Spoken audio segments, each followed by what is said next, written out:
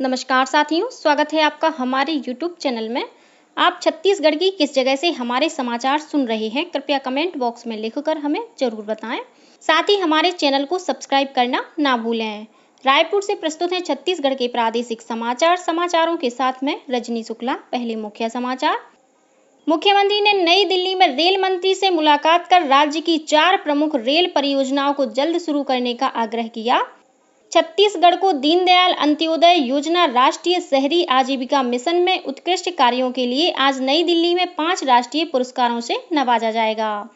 छत्तीसगढ़ माध्यमिक शिक्षा मंडल की हाई स्कूल और हायर सेकेंडरी स्कूल द्वितीय मुख्य परीक्षा 23 जुलाई से 12 अगस्त तक होगी और देश के विभिन्न भागों में कल मुहर्रम श्रद्धा और आस्था के साथ मनाया गया। अब समाचार विस्तार से। छत्तीसगढ़ के मुख्यमंत्री विष्णुदेव साय ने कल नई दिल्ली स्थित रेल भवन में केंद्रीय रेल मंत्री अश्विनी वैष्णव तथा केंद्रीय श्रम, रोजगार, युवा और खेल मामलों के मंत्री डॉक्टर मनसुख मांडविया से मुलाकात की। रेल मंत्री से मुलाकात के दौरान मुख्यमंत्री ने राज्य के सामाजिक और आर्थिक विकास के लिए रेल नेटवर्क के विस्तार की आवश्यकता पर जोर दिया। मुख्यमंत्री ने राज्य की 4 प्रमुख रेल परियोजनाओं धर्मजयगढ़ पत्थलगांव लोहारदगा परियोजना, अंबिकापुर बरवाडीह परियोजना, खरसिया नवा रायपुर परमल कसा परियोजना और रावघाट जगदलपुर नई रेल लाइन परियोजना को जल्द शुरू करने का आग्रह किया। इस मौके पर उप मुख्यमंत्री विजय शर्मा भी मौजूद थे। इसके अलावा मुख्यमंत्री ने केंद्रीय मंत्री डॉक्टर मांडविया से मुलाकात के दौरान छत्तीसगढ़ में रोजगार सृजन, श्रमिक कल्याण और खेल सुविधाओं के विस्तार के लिए केंद्र सरकार से और अधिक सहायता प्रदान करने का आग्रह किया। छत्तीसगढ़ में गौवंश की तस्करी और उसके मांस की बिक्री पर अब कड़ी कार्रवाई होगी। गृह विभाग ने इस संबंध में आदेश जारी कर दिया है। आदेश के मुताबिक गौवंश और दुधारू पशुओं के अवैध परिवहन पर 7 साल की सजा और 50,000 रुपए का जुर्माना लगाया जाएगा। इस अपराध को संज्ञेय और गैर जमानती बनाया गया है। उप मुख्यमंत्री विजय शर्मा ने बताया कि राज्य सरकार गौवंश के अवैध परिवहन से सख्ती से निपट रही है। सरकार ने सजा और जुर्माने का प्रावधान करके यह सुनिश्चित किया है कि कोई भी इस कानून का उल्लंघन न कर सके। इसमें दोषियों को कड़ी से कड़ी सजा दी जाएगी। उन्होंने बताया कि सक्षम अधिकारी की अनुमति के बिना गौवंश का परिवहन नहीं किया जा सकेगा। परिवहन के दौरान वाहन में फ्लैक्स आदि लगाना होगा। तस्करी करने पर वाहन राजसात किया जाएगा और वाहन मालिक पर भी कार्रवाई होगी। इससे अर्जित संपत्ति को भी चिन्हित कर कुर्क किया जाएगा।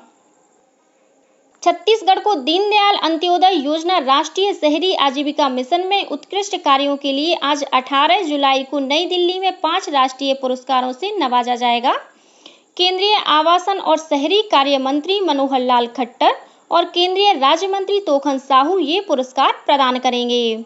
केंद्र सरकार द्वारा राज्य शहरी विकास अभिकरण सूडा और प्रदेश के 4 नगरीय निकायों बिलासपुर, रायगढ़, चांपा और भाटापारा का चयन प्रतिष्ठित स्पार्क पुरस्कारों के लिए किया गया है। गौरतलब है कि राज्य में शहरी गरीब परिवारों को सशक्त बनाने और उनकी आजीविका के अवसरों को बढ़ाने में उत्कृष्ट कार्यों के लिए ये पुरस्कार प्रदान किए जा रहे हैं। छत्तीसगढ़ विधानसभा का मानसून सत्र आगामी 22 जुलाई से शुरू होगा। इसके लिए तैयारियां लगभग पूरी हो गई हैं। विधानसभा अध्यक्ष डॉक्टर रमन सिंह ने कल दुर्ग में पत्रकारों से बातचीत करते हुए बताया कि विधानसभा में प्रश्न और ध्यानाकर्षण को लेकर इस तरह की व्यवस्था की जा रही है जिसमें कागज का इस्तेमाल नहीं करना पड़े। यह पूरी प्रक्रिया डिजिटल तरीके से संपन्न कराई जाएगी। उन्होंने बताया कि विधानसभा में पहली बार यह नया प्रयोग किया जा रहा है। अभी तक ध्यानाकर्षण और बाकी विषयों में जो प्रश्न आते थे वह विधायकों को स्वयं प्रस्तुत होकर देना पड़ता था, लेकिन अब इसमें नई प्रक्रिया शुरू हुई है। अब ध्यानाकर्षण सूचना भी डिजिटल तरीके से उपलब्ध रहेगी। विधायक अपनी तरफ से ध्यानाकर्षण की सूचना विधानसभा सचिवालय में कहीं से भी दे सकते हैं और उसे माना जाएगा कि वह उनका ही प्रश्न या ध्यानाकर्षण है। डॉक्टर सिंह ने कहा कि मानसून सत्र की अवधि भले ही कम है, लेकिन इस दौरान जनहित के मुद्दों पर सदन में सार्थक चर्चा अवश्य होगी। छत्तीसगढ़ माध्यमिक शिक्षा मंडल द्वारा हाई स्कूल और हायर सेकेंडरी स्कूल की द्वितीय मुख्य परीक्षा 23 जुलाई से 12 अगस्त तक आयोजित की जाएगी। परीक्षा के सफल संचालन के लिए रायपुर में राज्य स्तर पर ऑनलाइन प्रशिक्षण उन्मुखीकरण कार्यक्रम आयोजित किया गया। इस दौरान परीक्षा की तैयारियों और व्यवस्थाओं के संबंध में विस्तार से जानकारी दी गई। साथ ही सभी उत्तर पुस्तिकाओं में द्वितीय मुख्य परीक्षा की सील अनिवार्य रूप से लगाने को कहा गया है। इस कार्यक्रम में राज्य के सभी 227 परीक्षा केंद्रों के केंद्राध्यक्ष शामिल हुए। छत्तीसगढ़ व्यावसायिक परीक्षा मंडल व्यापम ने विभिन्न पदों पर भर्ती के लिए लिखित परीक्षा की संभावित तिथियां घोषित कर दी हैं। इसके अनुसार उच्च न्यायालय में सहायक ग्रेड 3 के लिए 28 जुलाई और राज्य न्यायालय विज्ञान प्रयोगशाला में सहायक और तकनीशियन के लिए 25 तारीख को परीक्षा ली जाएगी। वहीं अन्य विज्ञापित पदों के लिए भी परीक्षा की संभावित तिथि निर्धारित की गई है। छत्तीसगढ़ के कांकेर जिले के सीमा से लगे महाराष्ट्र के गढ़चिरौली में झारावंडी थाना क्षेत्र के अंतर्गत छिंदभट्टी और पीवी 82 के बीच जंगल में कल महाराष्ट्र पुलिस और माओवादियों के बीच मुठभेड़ हुई। इस मुठभेड़ में एक उपनिरीक्षक सतीश पाटिल घायल हो गए हैं, जिन्हें इलाज के लिए हेलीकॉप्टर से गढ़चिरौली लाया गया है। बलौदाबाजार जिला मुख्यालय में बीते माह हुई तोड़फोड़ और आगजनी की घटना में शामिल 5 और माओवादियों को पुलिस ने गिरफ्तार किया है। इनमें भीम रेजिमेंट के प्रदेश अध्यक्ष दिनेश चतुर्वेदी भी शामिल हैं। इस मामले में अब तक 168 आरोपियों की गिरफ्तारी हो चुकी है। गौरतलब है कि बीते 10 जून को बलौदाबाजार जिला कलेक्ट्रेट और पुलिस अधीक्षक कार्यालय सहित वाहनों में तोड़फोड़ करते हुए प्रदर्शनकारियों द्वारा आग लगा दी गई थी। जांजगीर चांपा जिले के पामगढ़ क्षेत्र के कौसीर गांव में इन दिनों डायरिया का प्रकोप देखा जा रहा है। गांव में 24 नए मरीज मिले हैं। इस बीच डायरिया से एक युवक की मौत हो गई है। विकासखंड चिकित्सा अधिकारी डॉक्टर सौरभ यादव ने बताया कि कौसीर में अब तक 100 से ज्यादा डायरिया मरीजों की पुष्टि हो चुकी है। इनमें से 27 मरीजों का इलाज पामगढ़ अस्पताल में चल रहा है। वहीं गांव में स्वास्थ्य विभाग द्वारा शिविर लगाकर डायरिया से पीड़ित लोगों का स्वास्थ्य परीक्षण और उपचार किया जा रहा है। पामगढ़ विधायक शेषराज हरवंश ने कोसरी गांव और पामगढ़ अस्पताल पहुंचकर मरीजों से मुलाकात की और डॉक्टरों को मरीजों का बेहतर इलाज करने के निर्देश दिए। राजनांदगांव में श्रमिकों की समस्याओं के समाधान के लिए आज 18 जुलाई को डोंगरगढ़ के ग्राम सिमहरा, गातापार खुर्द, डोंगरगांव के ग्राम धौरा भाटा और छुरिया के ग्राम घुस्साल में मोबाइल कैंप लगाया जाएगा। कैंप के माध्यम से श्रमिकों को पंजीयन के लिए आवेदन करने और योजनाओं की जानकारी दी जाएगी।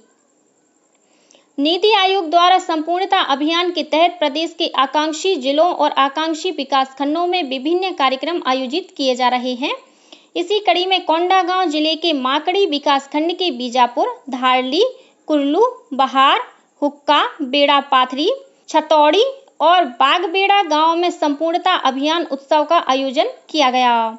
इस दौरान स्वास्थ्य, महिला बाल विकास और कृषि विभाग से संबंधित संकेतकों और योजनाओं की जानकारी हितग्राहियों को दी गई। रेलवे सुरक्षा बल आरपीएफ ने पिछले 7 वर्षों के दौरान नन्हे फरिश्ते ऑपरेशन के तहत 84,000 से अधिक बच्चों को बचाया है। रेल मंत्रालय के अनुसार नन्हे फरिश्ते विभिन्न भारतीय रेलवे जोन में देखभाल और सुरक्षा की आवश्यकता वाले बच्चों को बचाने के लिए समर्पित एक मिशन है। मंत्रालय ने कहा कि बचाए गए बच्चे को जिला बाल कल्याण समिति को सौंप दिया जाता है, जो बच्चे को माता पिता को सौंप देती है। बचाए गए बच्चों में घर से भागे हुए, लापता, बेसहारा, अपहृत, मानसिक रूप से विकलांग और सड़क पर रहने वाले बच्चे थे। मंत्रालय ने कहा कि इस वर्ष मई तक आरपीएफ ने 4,607 बच्चों को बचाया, जबकि पिछले साल 11,794 बच्चों को बचाया गया था। मुख्यमंत्री विष्णुदेव साय ने स्वतंत्रता संग्राम सेनानी और छत्तीसगढ़ में किसान सत्याग्रह के प्रणेता बाबू छोटेलाल श्रीवास्तव की पुण्यतिथि पर उन्हें नमन किया है। बाबू छोटेलाल श्रीवास्तव के योगदान को याद करते हुए श्री साय ने कहा कि छत्तीसगढ़ में जनमानस को जागृत करने में बाबू साहब ने महत्वपूर्ण भूमिका निभाई है। उनके नेतृत्व में शोषण और अन्याय के विरुद्ध किसानों ने कंडेल नहर सत्याग्रह किया। कल देश के विभिन्न भागों में मुहर्रम श्रद्धा और आस्था के साथ मनाया गया। करबला में सत्य और न्याय की रक्षा के लिए पैगंबर मोहम्मद के नवासे हजरत इमाम हुसैन और उनके साथियों की शहादत की याद में मुहर्रम मनाया जाता है। इस मौके पर ताजिया निकाले जाते हैं और करबला के शहीदों के सर्वोच्च बलिदान की याद में मजलिसों का आयोजन किया जाता है। इधर छत्तीसगढ़ में भी मुहर्रम के मौके पर राजधानी रायपुर सहित कई शहरों में ताजिए निकाले गए। रायपुर के करबला में भी हजरत हुसैन की बड़ी कुर्बानी को याद करते हुए मजलिसों यानी धार्मिक बैठकों का आयोजन रात में किया गया। रायपुर में ताजिए के साथ साथ मातमी जुलूस भी निकाला गया, जिसमें बड़ी संख्या में मुस्लिम समाज के लोग शामिल हुए। और अब पेश है मौसम का हाल। प्रदेश में आगामी 24 घंटों के दौरान कई इलाकों में हल्की से मध्यम वर्षा होने की संभावना है। वहीं एक दो स्थानों पर गरज चमक के साथ भारी वर्षा होने, आकाशीय बिजली गिरने और अंधड़ चलने की चेतावनी दी गई है। मौसम विभाग के अनुसार 20 जुलाई से प्रदेश के अधिकांश स्थानों पर अच्छी वर्षा होने के आसार हैं। इस बीच राजस्व विभाग के आंकड़ों के मुताबिक प्रदेश में चालू मानसून सीजन में 278 मिलीमीटर औसत वर्षा दर्ज की जा चुकी है। बीजापुर जिले में सबसे अधिक 520 मिलीमीटर और सरगुजा जिले में सबसे कम 136 मिलीमीटर औसत वर्षा रिकॉर्ड की गई है। और अब कुछ अन्य खबरें संक्षेप में। मुख्यमंत्री विष्णुदेव साय के रायपुर स्थित निवास कार्यालय में हर गुरुवार को होने वाला जन दर्शन कार्यक्रम आज 18 जुलाई को अपरिहार्य कारणों से स्थगित कर दिया गया है। राजस्व मंत्री टंकराम वर्मा ने ग्रामोद्योग विभाग बलौदाबाजार में आयोजित कोसा, कॉटन और हाथकरघा वस्त्रों की प्रदर्शनी और विक्रय का शुभारंभ किया। यह प्रदर्शनी 22 जुलाई तक चलेगी। राष्ट्रीय शिक्षा नीति स्कूल रेडीनेस कार्यक्रम के तहत प्रदेश के शासकीय अंग्रेजी माध्यम स्कूलों में पढ़ाने वाले शिक्षकों को खेल खेल में बच्चों को सिखाने का वर्चुअल प्रशिक्षण दिया गया। जांजगीर पुलिस लाइन में एक पेड़ मां के नाम अभियान के तहत जिला स्तरीय वन महोत्सव का आयोजन किया गया। इस दौरान जनप्रतिनिधियों, अधिकारियों और नागरिकों द्वारा पौधों का रोपण किया गया। कबीरधाम जिले में सभी सार्वजनिक और निजी जल स्रोतों का क्लोरिनेशन और स्वच्छता अभियान शुरू हो गया है। और जसपुर पुलिस ने साइबर ठगी के मामले में जामताड़ा से 4 आरोपियों को गिरफ्तार किया है। इन आरोपियों के खिलाफ प्रदेश के विभिन्न जिलों में 300 से अधिक शिकायतें दर्ज हैं। इसी के साथ छत्तीसगढ़ के समाचारों का ये बुलेटिन समाप्त हुआ। नमस्कार।